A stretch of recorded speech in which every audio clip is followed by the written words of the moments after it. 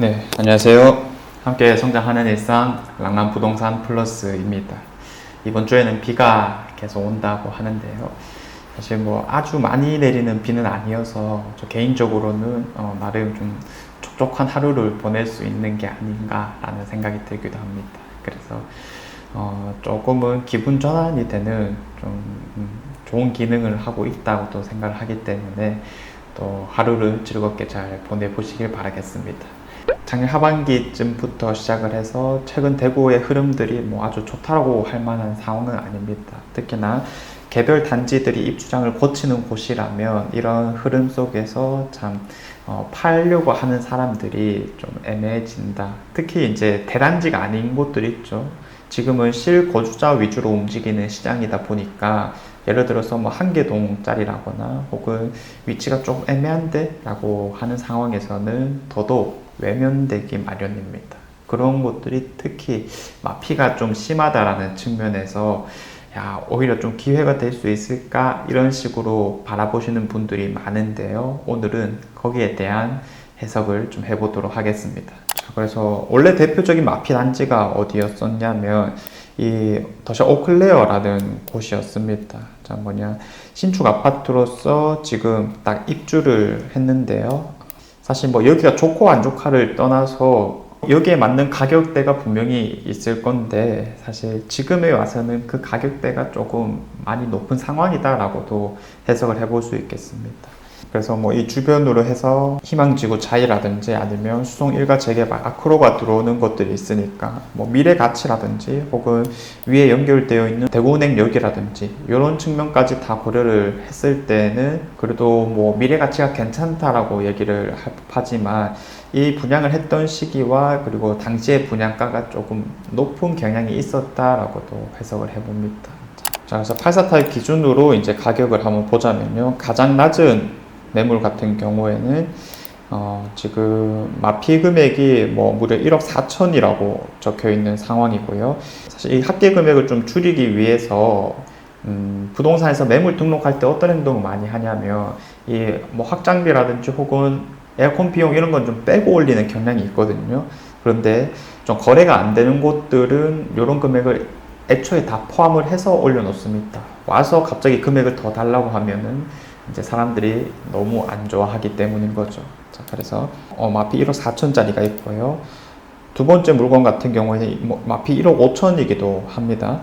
마피 1억짜리, 마피 1억 5천짜리 이렇게 수두룩한데 이 마피가 얼마나 심하냐는 사실 파는 사람의 입장에서 좀 더 해석하는 여지가 있는 거죠. 왜냐면 내가 처음에 샀던 것보다 너무 많이 떨어뜨리다 보니까 정말 계약금은 날리는 것 뿐더러 그 2배 가까운 금액을 또 손해를 봐야 된다는 측면이 분명하게 있기 때문에 이런 것들의 스트레스는 정말 어마어마할 것이다 라고 해석을 해봅니다. 지금은 철저히 매수자 우위 시장이다 보니까 매수자들은 사실 이 마피가 얼마냐라는 측면보다도 결국 합계 금액이 얼마냐라는 것을 바라볼 수밖에 없습니다. 그래서 그 합계 금액이 지금은 한 7억대 초반 정도에서 형성이 되어 있고 높아도 이제 한 7억 5천 정도 수준이게 되는 건데 이 아래쪽에 이제 중동이란 말이죠. 중동 같은 경우가 지금 한 6억 정도면은 그래도 뭐 뷰 나오는 것들을 좀 노려볼 수 있다는 측면에서 사실상 마피가 심하다 하더라도 그냥 적정한 수준으로 보여진다라고 해석을 좀 해볼 수밖에 없을 것 같습니다. 자, 그래서 파는 사람과 사는 사람의 괴리가 분명히 나타나고 있는 만큼 뭐 일단은 이 정도 가격대에서는 거래가 될 법하다. 그래서 뭐 여기서 핵심은 뻔하죠. 신천뷰가 얼마나 잘 나올 수 있느냐. 거기에다가 앞산뷰까지 좀 훤하게 나온다라면 뭐 여기서 최저가가 아니다 하더라도 충분히 팔릴만 하다라는 거고요. 반대로 최저가여도 그런 요소들이 좀 약하다라고 한다면은 조금 지지부진할 수밖에 없겠구나. 그래서 애매한 것들이 지금은 가격을 떠나서 참 소외받기 쉬운 시장이다 정도로 해석을 해보겠습니다. 그리고 이제 또 1억짜리가 최근에 한 개 더 나타났는데요. 바로 이제 또 역시 중동 쪽의 수성 센트럴 화성 파크 드림입니다. 자, 그래서 전체적인 걸 먼저 한번 보자면 요 동네는 요렇게 묶어주면 되거든요. 이제 위쪽에는 효성 해링턴이랑 대시항부터 시작을 해서 가장 가까운 곳에 뭐 골드 클래스 그리고 브리즈 리버센트까지 봐주는 건데 이런 것들이 이제 대부분 대단지라는 측면에서 수성센트럴 화성파크 드림은 정말 인접해 있지만은 사실상은 한 개 동짜리나 마찬가지인 느낌이죠. 한 곳은 이제 오피스텔인 것으로 제가 알고 있습니다. 그래서 이제 포인트는 괜찮아요. 그래도 뭐 이 뷰라는 것이 전반적으로 좀 나오는 형태인데 또 바로 앞에 광명이 있기 때문에 웬만한 층수가 아니고서는 이 신천뷰 나오기가 조금은 힘들 수도 있겠구나. 그래서 애매한 물건들이 아마 좀 최저가를 형성하고 있지 않을까라고 보여지는데요. 이제 세대수가 많이 없는 곳이기 때문에 그래도 지금 뭐 전세 물량은 다 잡힌 상황입니다. 이미 입주를 시작한 지 거의 반년 가까이 되었기에 이제 그런 건 괜찮지만은 이제 아무래도 매매 물건들은 쉽사리 잡히고 있지는 않은 모습입니다. 지금 이제 가장 낮게 나온 매물이 이제 마피 한 1억 정도로 적혀져 있는 상황입니다. 자, 그래서 요것도 그냥 다 포함해서 적어 놨네요.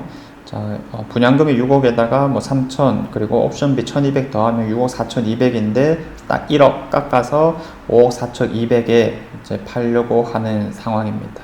자, 그래서 구조도 지금 돌려놔서 그렇지만 사실상 타워형 매물인 상황이고요. 이제 앞산뷰까지는 뭐 나온다라고 적혀 있으나 아마 신천뷰는 조금 적게 나오거나 혹은 안 나오거나 하는 수준의 가능성이 높아 보입니다.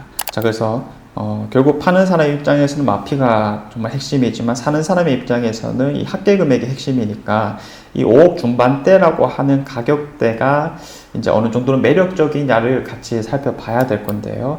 사실 뭐 바로 근처에 있는 가장 대장급이라고 하는 이 리버센트 같은 경우에는 지금 최저가는 뭐 1층 기준으로 한 6억 초반 정도 수준도 분명히 있거든요.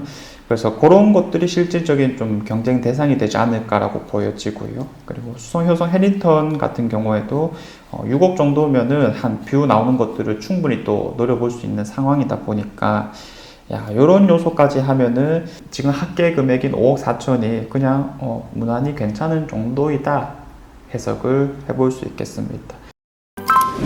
자, 그래서 뭐 역시나 뭐 과한 것까지는 아니겠지만 팔기 위해서라면 우리가 적정한 금액이라고 했을 때 지금 수준이 사람들의 이목을 그냥 충분히 끌어올 수 있지 않을까 싶고요.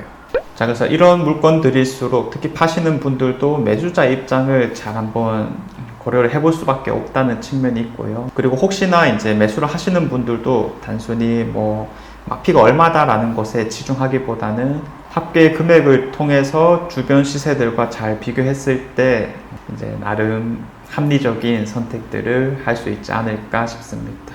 그래서 오늘 내용의 큰 틀에서의 결론은 참 매수자가 뭔가 행동을 하기에 좋은 시장이다. 집주인들이 많이 흔들리고 있으니 특히 그런 매물들 쪽으로 우리가 더 싸게 살 여지도 분명히 있을 거니까 뭐 당장 살까 말까의 측면보다는 많이 가보고 협상 진행해보고 이런 충분한 행동들을 하시면 좋겠습니다. 자, 아무튼 뭐 그런 행동할 수 있을 만한 것들을 계속 또 말씀드리겠고요. 제가 준비한 내용은 여기까지입니다. 자, 내일 또 좋은 내용으로 찾아오도록 하겠습니다. 감사합니다.